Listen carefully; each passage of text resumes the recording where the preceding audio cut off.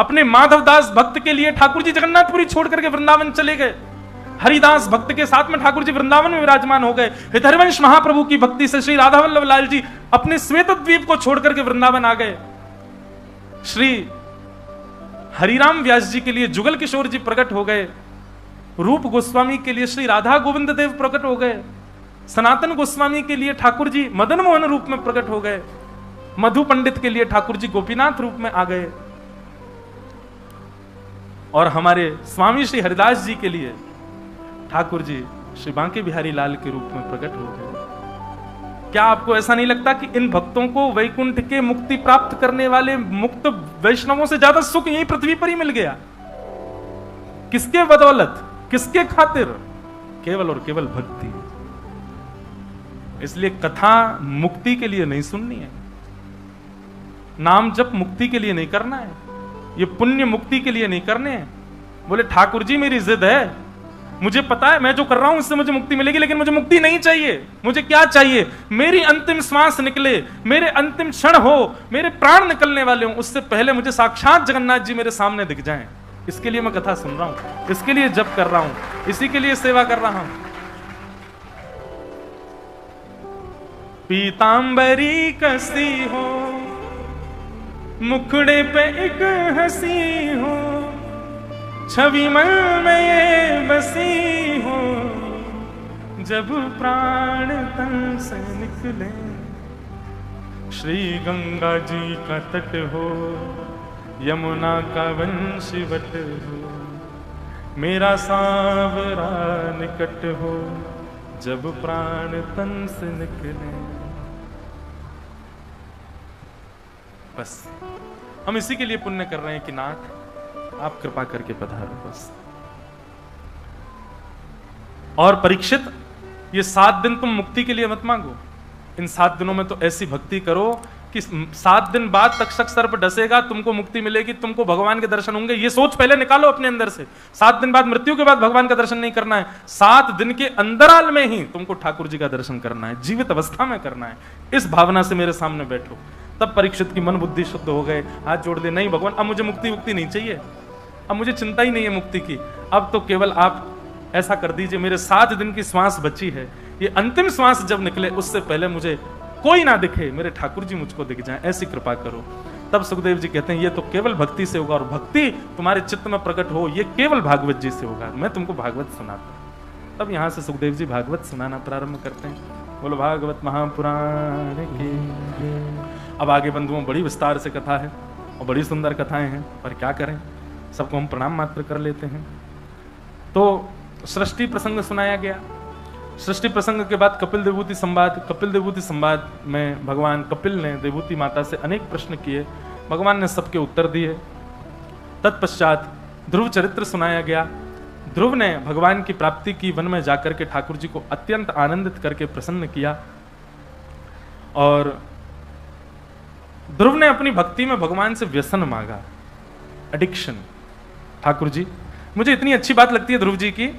ध्रुव जी भगवान से कहते हैं, भगवान कहते हैं वरदान मांगो। ध्रुव क्या चाहिए? तो ध्रुव जी कहते हैं कि भक्ति मुह प्रवहता त्वयि में प्रसंगो भूयादनंत महता ममलाशयाना ये नांजसोल्वण मुरु व्यसनम भवाब्धिन निश्चय भवत गुण कथा मृतपान मत।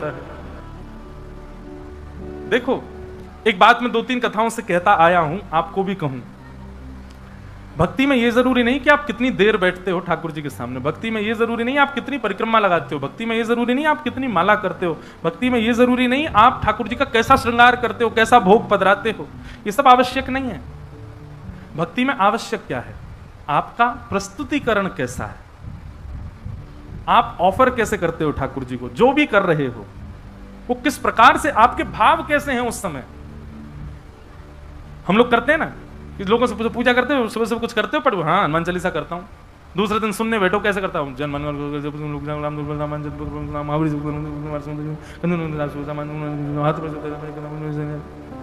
हनुमान जी कहते होंगे नेक डट ले यार, तू जपता है मेरी सांस चलती कि इतनी तेज थोड़ी भाग रहा था मैं।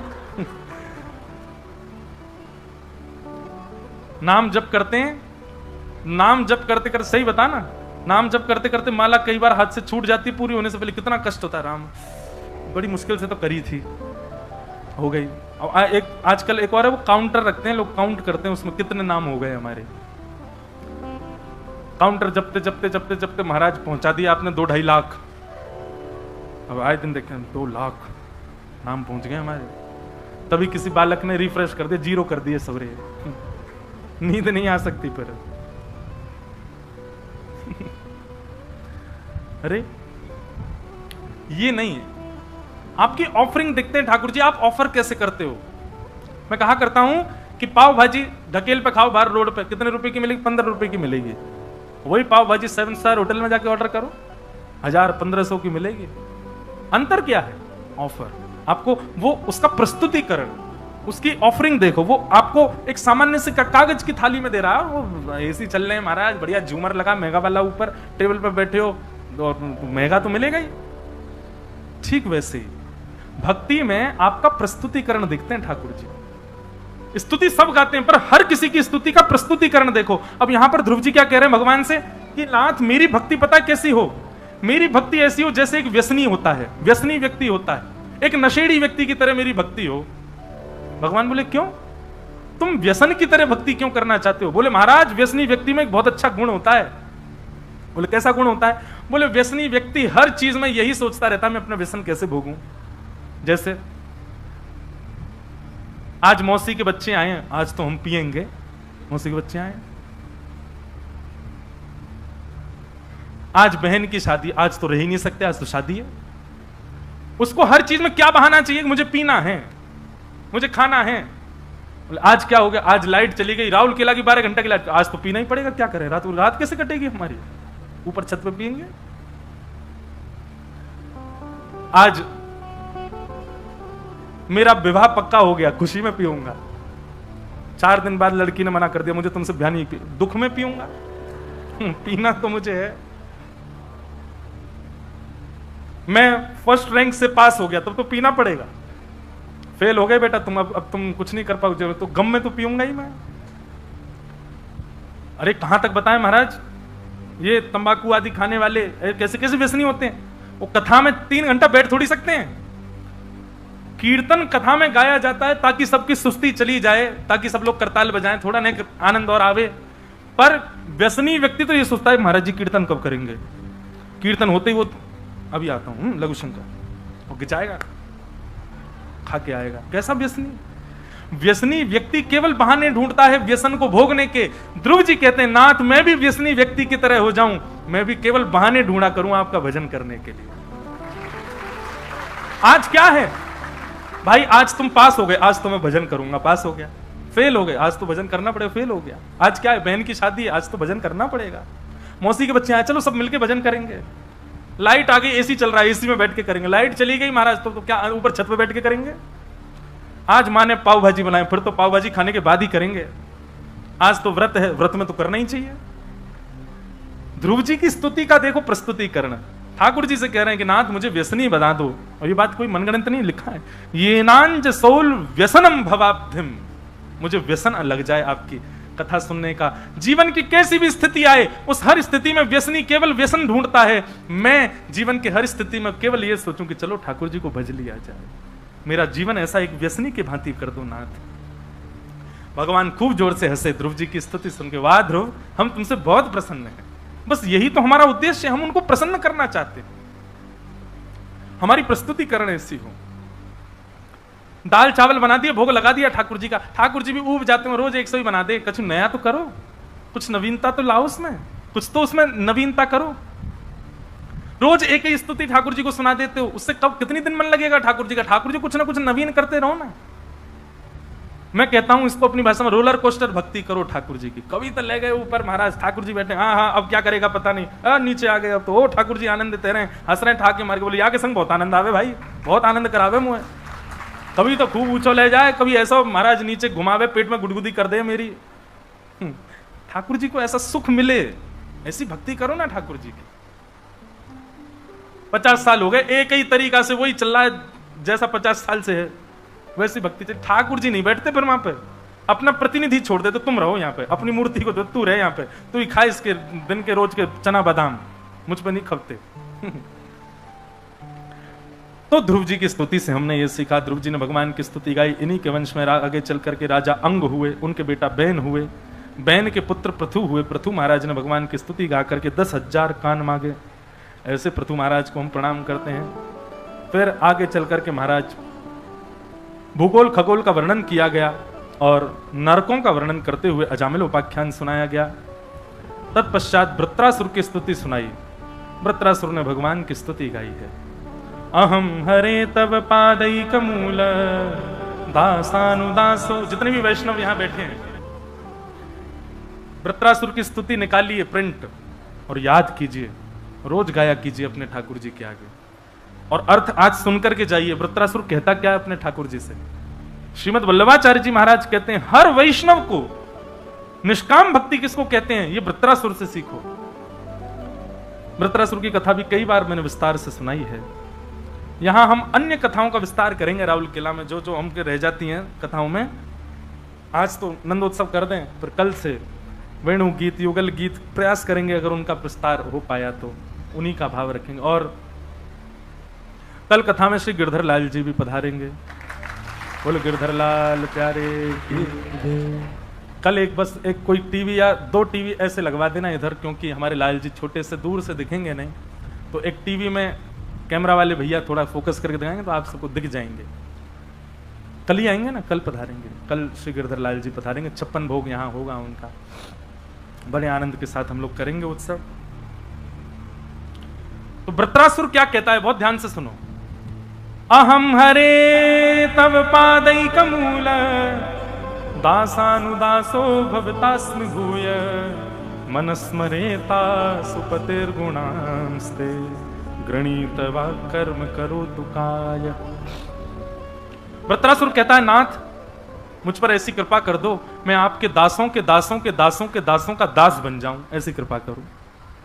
बंधुओं, ठाकुर जी का दास बनना बहुत इजी है, बहुत सबसे सरल काम है जगन्नाथ भगवान का दास बनना, और सबसे कठिन क्या है, भगवान के दासों का दास बनना। क्यों? आप जानते हो क्योंकि कि आप जगन्नाथ जी को कुछ भी ऑफर करोगे, कुछ कहेंगे थोड़ी सब स्वीकार कर लेंगे, पर उनके दास तो आपको टोक देंगे। गले में सूखी माला पहना दी, तुरंत उतार के धर देंगे। भोजन में यदि रोटी जली भई तो पाएंगे नहीं, छेना पूड़ा ज्यादा ही जला हुआ तो कौन खाएगा। एक जगह मैं गया, वहां छेना पूड़ा, बोले महाराज जी खाओ। मैंने कि अरे भैया हम बहुत खा लिए, बहुत दिन से खा, नहीं ये तो खाने पड़ेगा। अब अंदर अंदर का तो खा गए, वो बाहर जला हुआ छोड़ दिया, बोले ये नहीं खा, ये तो सबसे ज्यादा इंपॉर्टेंट होता है। अब वो इतना जला हुआ था कि उसको कैसे खाया जाए, खा तो गए, पूरा मुंह काला पड़ गया। तो भाई ठाकुर जी खा सकते हैं, ठाकुर जी सब प्रकार की आपकी सेवा स्वीकार कर लेंगे, पर वैष्णव की सेवा करोगे वैष्णव तो टोक देगा आपको, ऐसे नहीं कर सकते। ठाकुर जी को कैसे प्रणाम करो, बेचारे यूं ही खड़े रहेंगे। वैष्णव को गलत प्रणाम किया तो आपको टोकेगा, ऐसे प्रणाम नहीं करते, ऐसे प्रणाम करो। वैष्णव की सेवा करना, दासों के दासों की सेवा करना, वो तो कठिन है। ठाकुर जी के आगे झुकना तो कोई भी झुक जाता है, ठाकुर जी के दासों के आगे झुक के दिखाओ, तब माने। भरी गर्मी पड़ रही है, फर्श बिल्कुल गर्म हो गया, तभी कोई वैष्णव दिख जाए तो नियम है कि जहां दिख जाए वहीं प्रणाम करो। कैसे करोगे, पृथ्वी तो गर्म है, नहीं कर सकते। दास बनना ठाकुर जी का बहुत सरल है, पर दासों का दास बनना बहुत कठिन है। ठाकुर जी के दासों का दास नहीं बना। तो वही बात यहां वृत्रासुर कह रहे हैं, नाथ सरल भक्ति क्यों करूं, मैं आपका दास तो पूरी दुनिया है, मैं आपका दास नहीं बनना चाहता। बोले तो क्या बनना है, बोले दासानुदासो भवतास्मि भूय, दासों के दासों का दास बनाओ। ठाकुर जी बोले अच्छा, तुम जरूर हमको ये, आज की भाषा में कहूं तो बटरिंग कर रहे हो, ये हमको तुम केवल लुभाने के लिए ये चिकनी चुपड़ी बातें कर रहे हो, ताकि तुम्हारी बातों से हम रीझ करके कह दें कि कुछ मांग लो, और सही तुम हमसे कह दो कि ब्रह्मा की पदवी दे दो।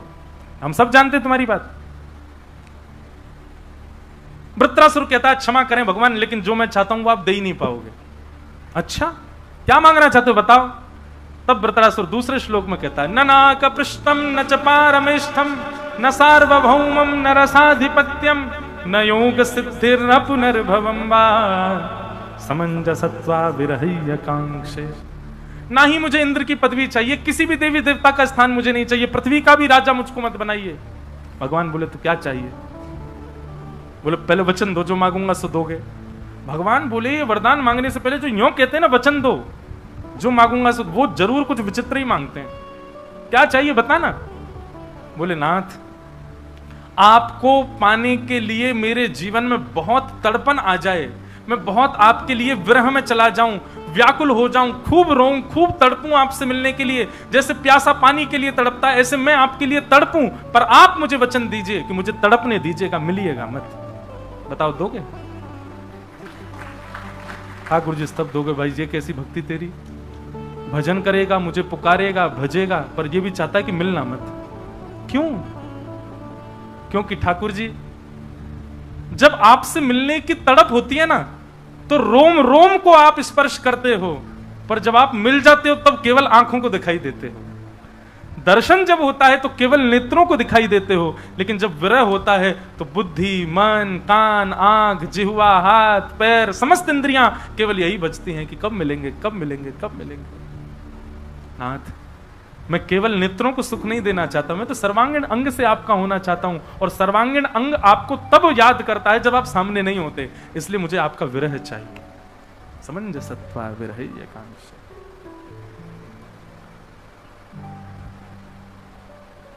इस प्रकार वृत्रासुर ने भगवान की स्तुति गाई। बोलो भक्त वत्सल भगवान की। ऐसे ऐसे प्रसंग हैं भैया भागवत में, कहां ले जाएं हम इनको। इतनी कथा करते हैं पर हर बार हर कथा में कुछ नवीन भाव प्रकट हो जाता है। आगे श्रीमद् भागवत में प्रहलाद चरित्र सुनाया गया, जहां पर भक्त प्रहलाद ने एक विपरीत कुल में, विपरीत खानदान में, विपरीत परिवार में, विपरीत समाज में, विपरीत माहौल में रह करके भी भगवान को प्राप्त किया। मैं कहा करता हूं कथा में, माताजी डॉक्टर, पिताजी डॉक्टर, और उसके बाद बेटा भी डॉक्टर बन जाए, कोई बड़ी बात नहीं है। लेकिन माताजी भी डॉक्टर नहीं है, पिताजी भी डॉक्टर नहीं है, परिवार में दूर दूर तक कोई वैद्य नहीं है, और फिर बेटा डॉक्टर बन के निकले तो उसकी बड़ी प्रशंसा होती है। ये भी भक्त हैं, वो भी भक्त हैं, आगे भी भक्त हैं, पीछे भी भक्त हैं, चारों तरफ भक्ति भक्त हैं, उसमें तुम भी भक्त हो गए, कोई बड़ी बात थोड़ी है। लोग बात कहते हैं महाराज जी स्कूल का माहौल हमारा ऐसा, कॉलेज का ऐसा, कॉलेज वहां ऑफिस का माहौल बड़ा अलग सा है, वहां हम भक्ति नहीं कर पा रहे हैं, क्या करें? प्रहलाद जी का चरित्र सुनो। प्रहलाद जी ने माहौल का त्याग नहीं किया, प्रहलाद जी ने परिवार का त्याग नहीं किया, प्रहलाद जी ने विद्यालय का त्याग नहीं किया, प्रहलाद जी ने राक्षसत्व का त्याग नहीं किया, हर चीज को स्वीकार किया, क्योंकि सब वस्तु भगवान ने प्रदान की है। सबको स्वीकार करते हुए सबके बीच रह करके भजन किया। इसलिए भैया परिस्थितियों को मत कोसो ठाकुर जी के भजन के लिए। प्रहलाद जी महाराज ने बीच राक्षसों के रह करके भजन किया। आज पिता ने प्रहलाद जी को पकड़ करके कहा, तेरा स्वामी, तेरा नाथ हरि कहां है, बता, मैं आज उसको देखूं। बोले खंबायु अग्निम सलिलम महिम च ज्योतिम से सत्वानि दृशो द्रुमादिन यत्किंच भूतम प्रणमेदनन्यम।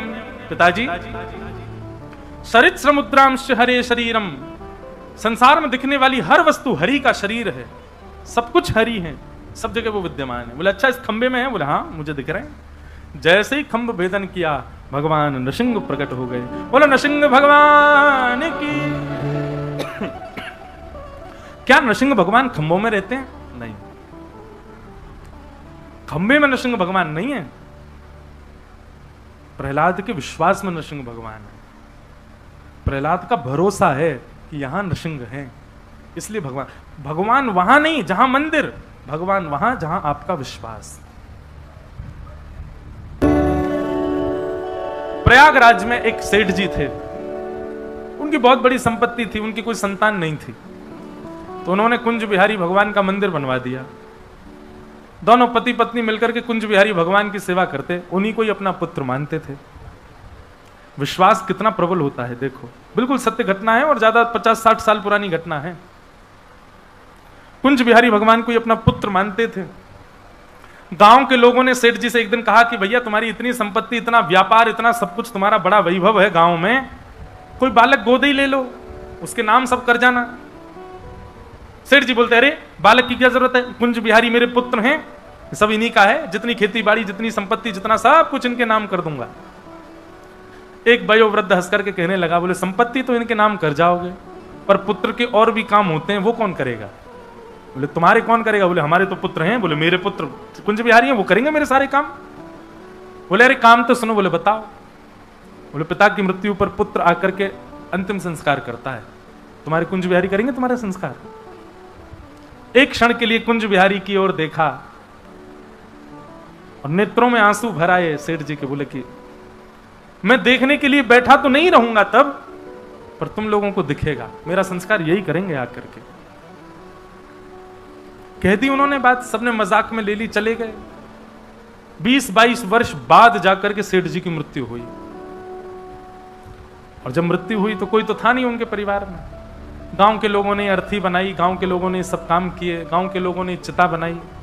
बस उन सेठ जी का एक काम था कि वो शाम को गांव के सारे बच्चों को बैठा करके सबको रेवड़ियां बांटते थे, किसी को कुछ देते थे, मीठा खिलाते थे, सबसे बहुत प्रेम था। तो सब बच्चे उनकी शव यात्रा में गए और सब बच्चे खूब रो रहे थे। उन्हीं बालकों में एक छोटा सा बालक, जब चिता पर सेठ जी का शरीर रख दिया तो वो बालक उनके पैर के अंगूठे को पकड़ करके गए, सेठ जी आप अब मुझे दूध कौन पिलाएगा? रात में मुझे बैठा के दूध कौन पिलाएगा? सेठ जी मुझसे बातें कौन करेगा? सेठ जी मुझे कौन भोग लगाएगा? गांव के लोग बोले सेठ जी का बच्चों से बड़ा प्रेम है, भैया एक काम करो, इन्हीं बालकों में किसी से अंतिम संस्कार करवा दो सेठ जी का। 20-22 साल पहले सेठ जी ने कहा था, किसी को इतना याद भी नहीं। तो वही बालक जो अंगूठा पकड़ के रो रहा था, उसी बालक को अग्नि दे दी। बोले तुम ही संस्कार करो। बता दिया, उन्होंने संस्कार किया। संस्कार के बाद सब लोग बोले भैया यमुना जी में स्नान करो, एक एक गोता लगा के अपने अपने घर चलो। सबने गोते लगाए। जैसे ही उस बालक ने गोता लगाया सब बाहर आ गए, लेकिन वो बालक बाहर नहीं आया। खूब ढूंढा गोताखोरों ने, लेकिन बालक नहीं मिला जमुना जी के अंदर। तब वयोवृद्धों को याद आया, बोले सेठ जी कहते थे मेरा संस्कार तो कुंज बिहारी करेंगे। अरे भाई दौड़ करके चलो सेठ जी के मंदिर में, कुंज बिहारी है कि नहीं देखो वहां जाकर के। सब दौड़ करके गए तो क्या पाया, कुंज बिहारी तो खड़े थे, पर सिर से लेके पैर तक जितने वस्त्र थे सब यमुना जी के जल चुचा रहा था सबसे। मानो उन सेठ जी का संस्कार करके ठाकुर जी आए। ठाकुर जी किसमें विराजमान है? विश्वास, भरोसा। भरोसा होगा, मानो तो मैं गंगा मां हूं, ना मानो तो बहता पानी। विश्वास है तो जगन्नाथ है, विश्वास नहीं है तो दारू ब्रह्म है, लकड़ी के समान है। विश्वास। प्रहलाद जी ने कहा कि हाँ ठाकुर जी हैं। खंभ भेदन करके भगवान नृसिंह प्रकट हो गए और प्रकट होकर के हिरण्यकश्यप का वध कर दिया। प्रहलाद जी ने स्तुति गाई, भगवान ने उन पर अनुग्रह किया। बोलो भक्तवत्सल भगवान की जय। गजेंद्र मोक्ष की कथा सुनाई गई, बलि वामन अवतार सुनाया गया, और सब सुनाते हुए नवम स्कंद में गंगा जी का प्रादुर्भाव, श्री राम जन्म की कथा और श्री राम अवतार का मंगल विषय सुनाया गया। एक श्लोक में संपूर्ण राम कथा है। सब लोग प्रणाम करो राम जी को।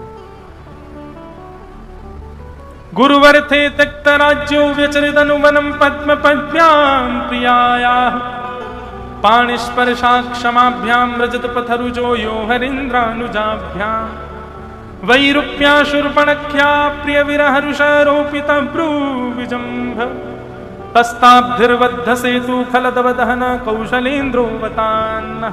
बोलो राजा रामचंद्र भगवान की जय। भगवान श्री राम का मंगल विषय यहां सुनाया गया। 2 अध्यायों में श्री राम कथा सुनाई गई। तत्पश्चात यहां पर चंद्रवंश की कथा सुनाई और उसी चंद्रवंश में प्रकट हुए भगवान श्री कृष्ण। अब यहां से 10वां स्कंद प्रारंभ होता है कि कथितो वंश विस्तारो भवता सोम सूर्ययो राज्ञांचो भयवंशानां चरितम परमाद्भुतम। 2 श्लोकों में संपूर्ण कृष्ण कथा सुनाकर के श्री सुखदेव जी महाराज विश्राम ले लिए। परीक्षित जी ने चरणों में प्रणाम करते हुए कहा, भगवान 2 श्लोकों में आप कृष्ण कथा मत सुनाओ। आपने इतने सारे राजाओं की कथा विस्तार से सुनाई, मैंने सबको सुना, पर जिनकी कथा सुनने के लिए मैं यहां बैठा हूं उनकी कथा विस्तार से सुनाओ। अरे कहा तो मैं पहले मुक्ति की कामना कर रहा था, आपने ही कहा कि भक्ति मांगो, और जब भक्ति मांग रहा हूं तो आप उन कृष्ण की कथा 2 श्लोकों में सुना रहे हो।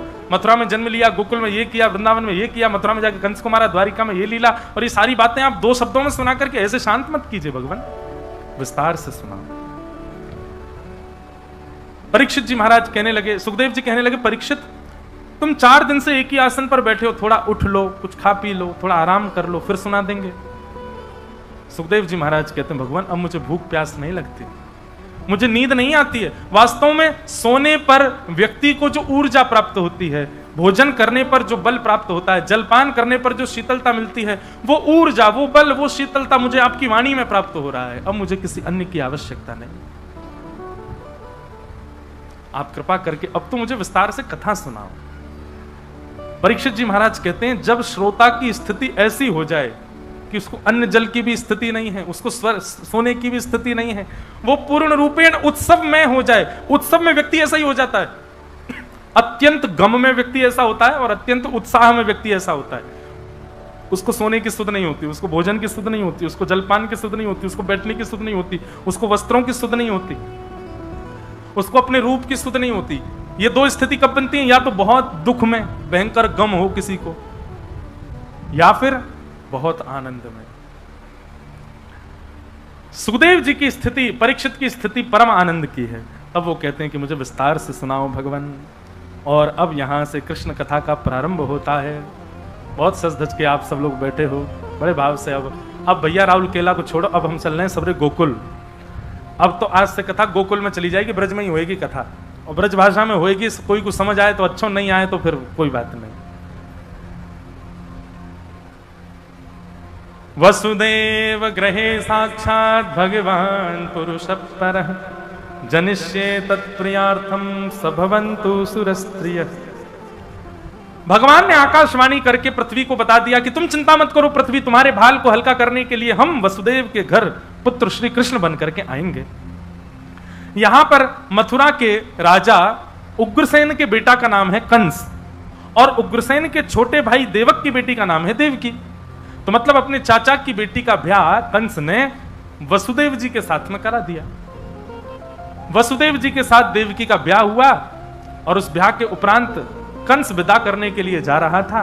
तभी देवताओं ने आकाशवाणी करके कहा, कंस, इसी बहन को जिसको तुम विदा करने जा रहे हो, इसी का 8वां गर्भ तुम्हारा काल होगा। जैसे ही सुना काल होगा, तुरंत उसकी मनस्थिति बदल गई। अच्छा एक बात सुनो, आपके मन में आया मुझे जगन्नाथपुरी जाना है, वहां जाके महाप्रसाद पाना है, वहां जाके समुद्र स्नान करना है, वहां जाके संतों के दर्शन करने हैं। आपके मन में ये भाव बहुत तीव्रता से प्रकट हो गया, और अचानक से किसी ने थोड़ा सा कुछ आके कह दिया, अरे जगन्नाथपुरी में तो ऐसा है, और तुरंत आपका मन खट्टा हो जाए, तो समझ जाना आप ही कंस हो, जो एक क्षण में एक बात पर ठाकुर जी पर अविश्वास कर देते हैं, वो कंस है। लेकिन कोई कितना भी कुछ कहता रहे, आपके तन पर, आपके चित्त पर उसका कोई प्रभाव ना पड़े।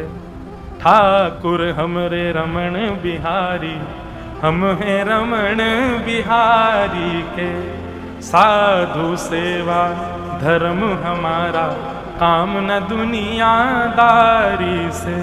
कोई भला कहे चाहे बुरा कहे, हम हो चुके रमण बिहारी के, साधु सेवा धर्म हमारा, काम न दुनियादारी से।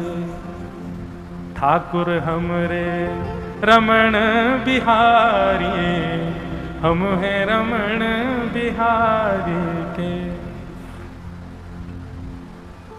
भैया ठाकुर जी के प्रेम में और संसार प्रेम में अंतर कहां रहा? आपका ब्याह पक्का हो गया, किसी ने आके कहा अरे लड़का तो ऐसा है, और आपने तुरंत ब्याह तोड़ दिया, तो संसार की बात है, संसार में ये कर सकते हो।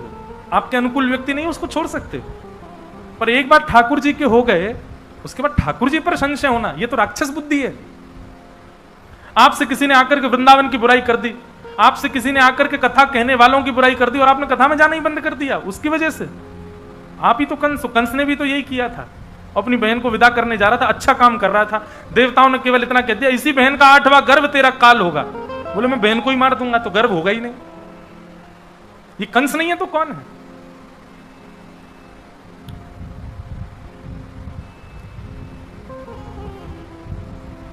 केश पकड़ लिए देवकी के, जैसी तलवार निकाल करके सर धर से अलग करने लगा। वसुदेव जी ने चरण पकड़ लिए, जितने बालक होंगे हम सब तुमको दे देंगे, लेकिन देवकी को मत मारो। वसुदेव जी की बात पर विश्वास करके देवकी को मुक्त कर दिया, दोनों को कारागृह में डाल दिया। 6 बालकों की हत्या कंस ने की और 7वें बालक के रूप में स्वयं शेषनाग भगवान ही शेषावतार बलराम जी के रूप में पधारे। परंतु कुछ महीना देवकी के गर्भ में रहे होंगे, भगवान को मन में आया कि भाई ये बलराम जी हैं, बड़े क्रोधी हैं, जन्म लेते ही मार देंगे कंस को, और इन्होंने कंस को मार दिया तो जो काम हमको करना है वो तो हो ही नहीं पाएगा। योग माया को बुलाया, वैष्णो देवी को बुला करके कहा कि आप जाइए, जाकर के हमारा एक काम कर दीजिए। बोले क्या? दाऊ दादा को देवकी मैया के गर्भ से स्थानांतरित करके रोहिणी मैया के गर्भ में पहुंचा दो। रोहिणी भी वसुदेव जी की पत्नी है, और ऐसा वर्णन आता है कि वसुदेव जी महाराज हर महीना 2 महीना में उनकी 7 पत्नियां थी, वो अपनी पत्नियों से मिलने जाते थे। कंस इतना तो दया करता था, मेरे जीजा जी हैं, इनको थोड़े दिन के लिए जाने, कुछ क्षण के लिए जाते थे। भगवान ने कहा रोहिणी मैया गोकुल में रहती हैं यशोदा मैया के पास, और वो देव की इनकी वसुदेव जी की पत्नी है।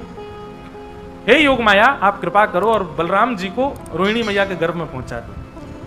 तो बलराम जी की दोनों मैया हैं, देवकी भी मैया हैं और रोहिणी भी मैया है, दोनों के गर्भ में रहे हैं।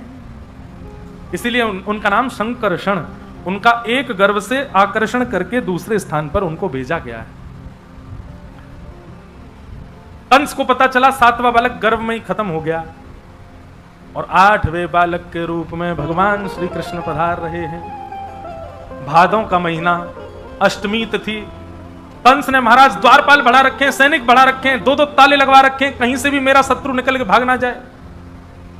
लेकिन जिस दिन ठाकुर जी का प्रादुर्भाव हुआ उस दिन ऐसी ब्यार बह रही है, ऐसी हवा चल रही है कि उसमें इतनी अच्छी सुगंध है, उसका स्पर्श अच्छा लग रहा है, उसकी सुगंध अच्छी लग रही है, सबको बहुत सुख लग रहा है। सब आज चैन की नींद में सो रहे हैं, सबको इतनी गहरी नींद आई है कि महाराज जो जहां बैठा है उसको ऐसा लग रहा है यही मखमली गद्दा, यहीं सो जाओ। बारिश के बाद एक ऐसा माहौल हो जाता है, वातावरण, ऐसी हवा चलती है, खिड़कियां खोल देते हैं लोग, पंखे बंद कर देते हैं, उस दिन सबको सुख लगने लगता है। ऐसा ही सुख का वातावरण पूरे गोकुल में, पूरे ब्रह्मांड में हो गया।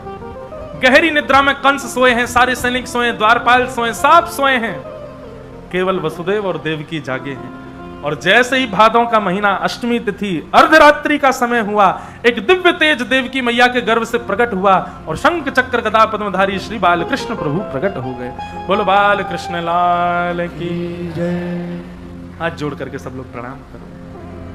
तमद्भुतम बालकमम्बुजक्षणम चतुर्भुजम शंख गदायुधायुधम श्रीवत्सलक्ष्मं गलसौभकौस्तुभम पीतांबरम सांद्रपयोदसौभगम।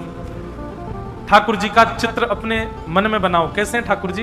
बोले नन्हे से बालक हैं ठाकुर जी, लेकिन ठाकुर जी की 4 भुजाएं हैं और चारों भुजाओं में शंख चक्र गदा पद्म धारण किया है। नन्हे से ठाकुर जी हैं लेकिन पीतांबरी पहन के आए हैं। नन्हे से ठाकुर जी हैं, पीली धोती पहन के आए हैं। नन्हे से ठाकुर जी हैं लेकिन ऐसा लग रहा है चंदन की इत्र लगा के आए हैं। घुंघराले केश हैं, सिर पर मुकुट धारण किया है, गले में कौस्तुभ मणि पहन करके भगवान आए हैं। देवकी मैया और वसुदेव जी ने प्रणाम किया और देवकी मैया ने प्रार्थना की, भगवान आपने बड़ी कृपा की कि आप हमारे यहां संतान बन के आए, लेकिन अनुभव तो पूरा पूरा कराओ, फीलिंग तो आई नहीं रही है। बोले क्यों? कपड़े पहन के कौन सा बालक आता है? और 4 भुजाओं में कौन सा बालक जन्म लेता? और बालक जन्म लेती खड़ा हो गया सामने। वो तो देवकी मैया थी, आजकल की मैया होती है, जन्म लेती बालक खड़ा हो जाए तो प्राण त्याग दे भैया। मैया बोली कौन आ गया ये? ठाकुर जी। ऐसा अनुभव तो कराओ कि आप बालक बन के आए हो। भगवान बोले देखो, हम पूर्ण रूपेण यदि लीला में प्रवेश कर गए तो फिर पूरी लीला करेंगे, और पूरी लीला करेंगे तो फिर लीला हमारी थोड़ी बड़ी है, हमको कुछ दिन के लिए ब्रज भेजना पड़ेगा आपको। ब्रज में जाएंगे, ब्रजवासियों का प्रेम लेकर के, वहां बढ़िया माखन मिश्री खाए करके, और महाराज थोड़े 11 वर्ष की आयु हो जाएगी, नहीं थोड़े बड़े हो जाएंगे, तब आएंगे, तब आकर के कंस को मारेंगे। इतने दिन का वियोग सह पाओ मैया तो बताओ। देवकी मैया बोली आप जीवन पर्यंत पुत्र के रूप में प्राप्त हो गए, उसके लिए 11 वर्ष के लिए यदि तप करना पड़े तो मैं करूंगी, पर आप बालक बनो। भगवान बोले तो वसुदेव जी सुनिए, हम अभी बालक बन जाते हैं, मैया अपना पयोधर पान करा देगी, फिर आप ये डलिया में हमको लिटा करके गोकुल छोड़े आना, और गोकुल में एक बालिका ने जन्म दिया है उसको ले आना, और फिर हम 11 वर्ष 56 दिन बाद आएंगे लौट करके। भगवान ने दुग्धपान किया, देवकी मैया के नेत्रों से आंसू गिरने लगे। ठाकुर जी को अपने वक्ष से लगा करके यशोदा मैया, देवकी मैया इतनी प्रसन्न है। परब्रह्म को पुत्र के भांति अपनी गोद में खिला रही हैं। वसुदेव जी बोले, भगवान आपने आज्ञा तो कर दी, पर मेरे हाथों में हथकड़ियां, पैरों में बेड़ियां, इतने दरबान कैसे लेके जाऊं? भगवान बोले, यही गलती करता है भक्त मेरे पास आने में, अपने बंधन गिनाता है मुझको, परिवार का बंधन, व्यापार का बंधन, पत्नी का बंधन, बच्चों का बंधन, ये बंधन वो बंधन, कैसे आऊं? ठाकुर जी कहते हैं, तुम केवल मेरे पास आओ, बंधन तोड़ने की जिम्मेवारी मेरी, बंधन खोलने की जिम्मेवारी, तुम बस चले आओ। वसुदेव जी बोले, तो भगवान क्या करना है? बोले, केवल मुझको गोद में ले लीजिए, बाकी सब हम कर लेंगे। और जैसे ही भगवान को गोद में लिया, हाथ की हथकड़ियां खुल गई, पैरों की बेड़ियां खुल गई, चट्ट चट्ट सारे ताले खुल गए, सारे बंधन भगवान ने छोड़ दिए, खोल दिए। यही करते हैं, आप बंधन मत गिनाओ ठाकुर जी को। ठाकुर जी हमारे पति से कहो ना हमको आन दिया करें, ठाकुर जी हमारी पत्नी को आप अपना भक्त बना लो, हमारे बच्चे आपके पास आते हैं तो ऐसा कहते हैं माता जी पिता जी पागल हो गए, बच्चों की वजह से हम नहीं। अरे ये सारे बंधन मत गिनाओ ठाकुर जी को, आप केवल चले जाओ, बाकी सुधारने संवारने की जिम्मेवारी ठाकुर जी की है, ठाकुर जी देख लेंगे बंधनों को। वसुदेव जी लेकर के ठाकुर जी को जा रहे हैं गोकुल की ओर। मंदम मंदम जलधारा, मंदम मंदम जलधारा गिर रही है, और मानो देवता आकाश में कह रहे हो, स्वागतम कृष्णा, स्वागतम कृष्णा, स्वागतम कृष्णा, स्वागतम कृष्णा, ओ स्वागतम कृष्णा, स्वागतम कृष्णा, स्वागतम कृष्णा, स्वागतम कृष्णा, स्वागतम सुस्वागतम शरणागतम कृष्णा, स्वागतम सुस्वागतम शरणागतम कृष्णा, स्वागतम सुस्वागतम शरणागतम कृष्ण, स्वागतम सुस्वागतम शरणागतम कृष्णा। बोलो कृष्ण कन्हैया लाल की। कृष्णा, स्वागतम कृष्णा,